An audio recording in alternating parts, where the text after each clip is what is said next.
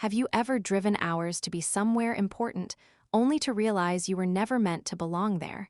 If you've ever felt that even once, hit subscribe. You'll understand this story. That realization didn't hit me slowly.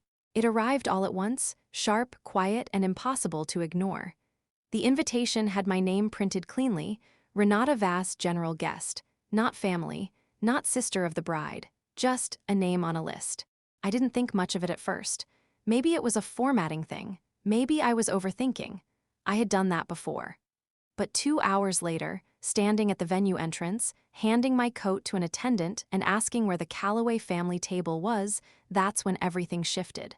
She checked her clipboard, tilted her head slightly, and said, "Actually, you're seated in the annex." The annex. It sounded temporary, like something that wasn't meant to be noticed. And it wasn't. It turned out to be a narrow side room off the main hall, separated by a half-open sliding door. Staff moved in and out of it constantly, carrying trays, glasses, bus tubs. My seat was a white folding chair, padded, yes, but noticeably different from the elegant Chiavari chairs in the main hall.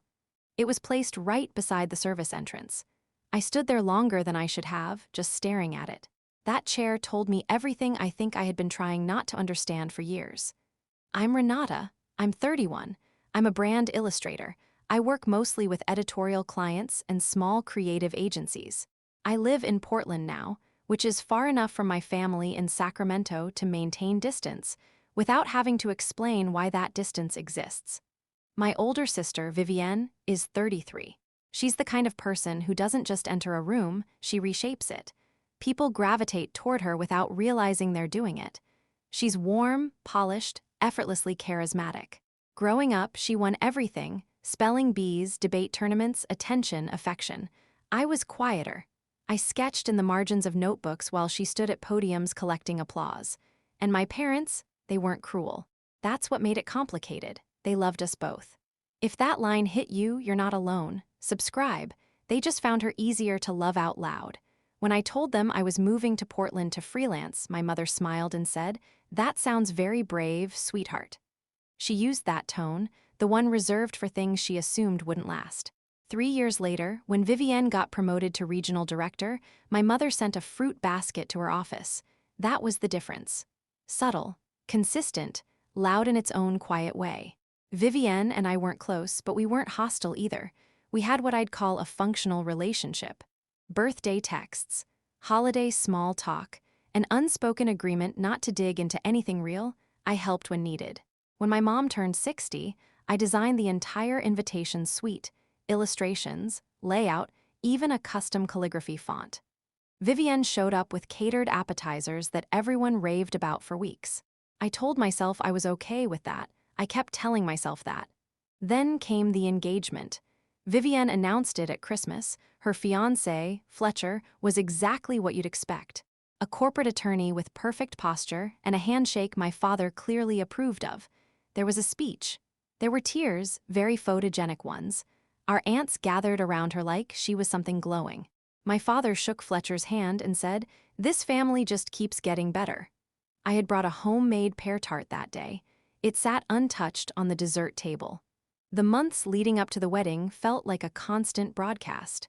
Group chats, daily updates, venue walkthroughs, cake tastings, color palettes. Every Sunday, my mother called, and every call revolved around Vivienne's wedding.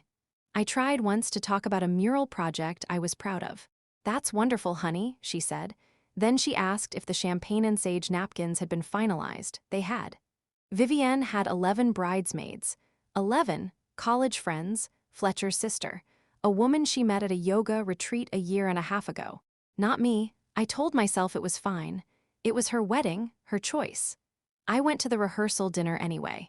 I wore a black wrap dress and brought a gift I'd spent 3 weekends making, a detailed, hand-illustrated portrait of Vivienne and Fletcher. She opened it at the table, smiled briefly, and said, "Oh, Renata, how sweet." Then she leaned it against her chair. Later, I found it by a coat rack near the restrooms. So yes, by the time I arrived at the wedding, I should have known. And yet, somehow, I didn't fully believe it until I stood in that annex. Until I saw my parents seated near the head table through the half-open door. until I watched my cousins laugh together under warm lighting while I stood beside a stack of empty trays. Have you ever experienced something that wasn't surprising, but still shocked you? Like stepping into cold water you already knew would be freezing and still losing your breath? That was it. That was the moment.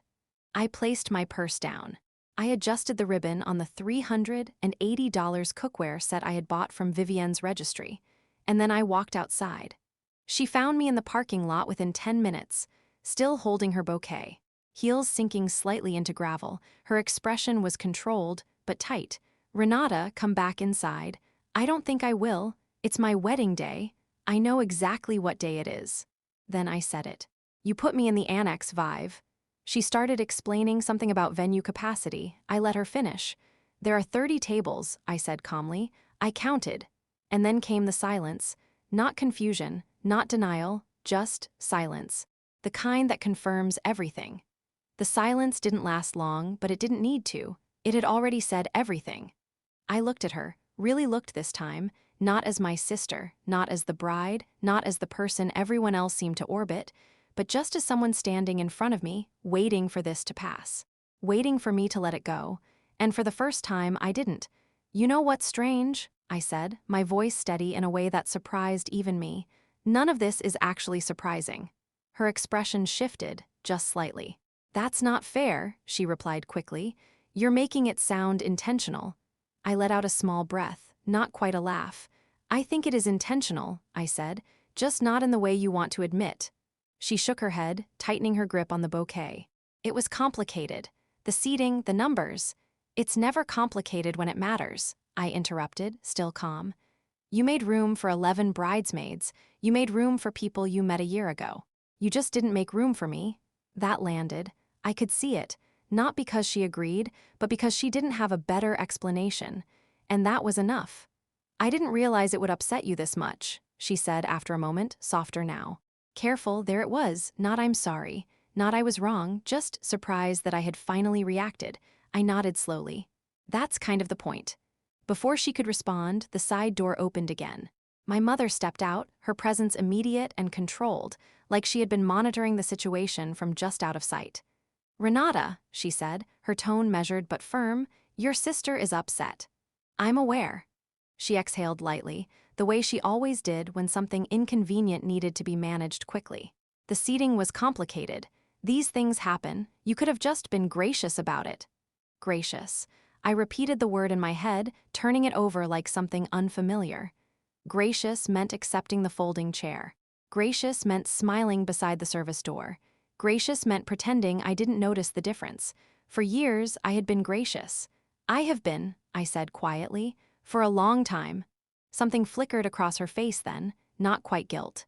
Not quite denial, recognition maybe, but it passed just as quickly. "This isn't the time for this," she replied. "Please just come back inside." I looked past her toward the open door. I could hear laughter, glasses clinking, music beginning to swell. A celebration I had been invited to but not included in. And suddenly, the choice felt very simple. "I'm going home," I said. Neither of them spoke immediately. No raised voices, no dramatic reactions. Just a pause like they were waiting for me to correct myself. I didn't. I turned, walked to my car, and left. That decision changed everything. If you've ever chosen yourself like this, subscribe. The drive back to Portland took 4 hours. I didn't play music. I didn't call anyone. I just drove. There's a certain kind of clarity that comes when you finally stop negotiating with something you've always known deep down. It's quiet, but it's absolute. I didn't check my phone until I crossed the state line. 17 messages from Vivienne, 9 from my mother, 3 from my father, and 1 from my cousin Simone. That was wrong. Hope you're okay. I stared at that one a little longer than the others. Then I put my phone in the glove compartment and kept driving. The weeks that followed were different, not dramatically, not in ways anyone else would notice right away. But for me, everything shifted. I stopped rearranging my time around people who only noticed me when I was useful. I stopped answering Sunday calls that left me feeling smaller than before. I stopped offering explanations for choices that didn't require permission. Instead, I worked. Really worked. I finished the mural I had been putting off. Submitted a portfolio to a gallery group show I'd hesitated on for months. I gave my energy to things that gave something back. And something did. Two of my pieces were accepted.